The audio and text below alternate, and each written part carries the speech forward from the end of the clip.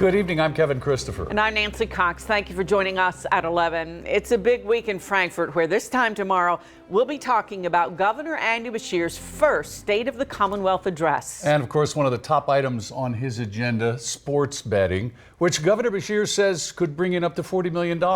But as LEX 18's Mike Valenti explains, opponents say voters should get the final say. That's the big story at 11. House Bill 137 would legalize sports betting.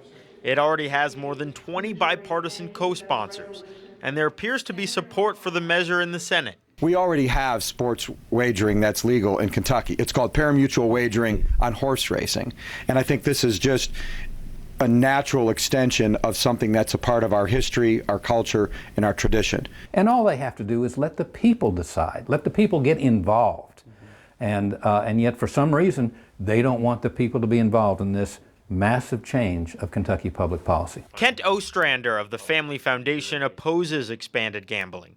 And today he called out Republican supporters for trying to bypass the state's constitution. If sports wagering was definite, why aren't they running a constitutional amendment and let the people join in? But a prominent sports gaming attorney from Florida recently told legislators our state's constitution doesn't need to be amended. Sitting before an interim joint committee in this building last month, Daniel Wallach brought legislators back to 1890 when delegates gathered here in Frankfort for a constitutional convention. He told the committee that revised document, which we still adhere to today, prohibited games of luck like lotteries, but excluded games of skill.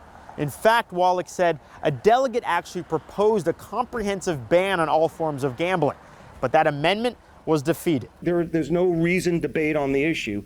Because of the amount of skill entailed in sports betting, it cannot logically or definitionally be considered a lottery under virtually any state's law. This gentleman from Florida may be a very fine person, but he is simply beating the drum of the gambling industry.